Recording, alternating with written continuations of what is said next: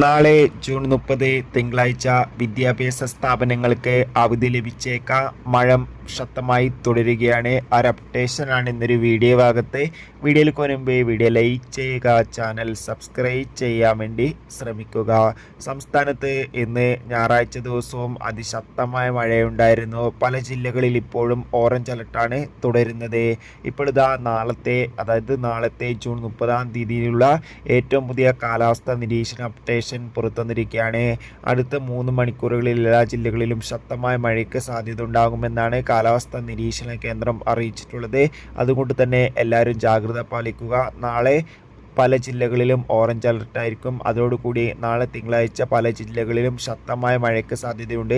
ഇടുക്കി, മലപ്പുറം, തൃശ്ശൂർ ജില്ലകളിൽ നാളെ മഴയുടെ ശക്തി കൂടുമെന്നാണ് കാലാവസ്ഥാ നിരീക്ഷണ കേന്ദ്രം അറിയിച്ചിട്ടുള്ളത്. അതോടുകൂടി ദുരിതാശ്വാസ ക്യാമ്പുകൾ നടക്കുന്ന ജില്ലകളിലെ വിദ്യാഭ്യാസ സ്ഥാപനങ്ങൾക്ക് നാളെ അവധിയായിരിക്കും. മിക്കവാറും നാളെ പല ജില്ലകളിൽ അവധി ലഭിച്ചേക്കാം. ആ ഒരു അപ്ഡേഷൻ വന്നാൽ ഉടൻ തന്നെ അറിയിക്കും. കാത്തിരിക്കാം. ബൈ.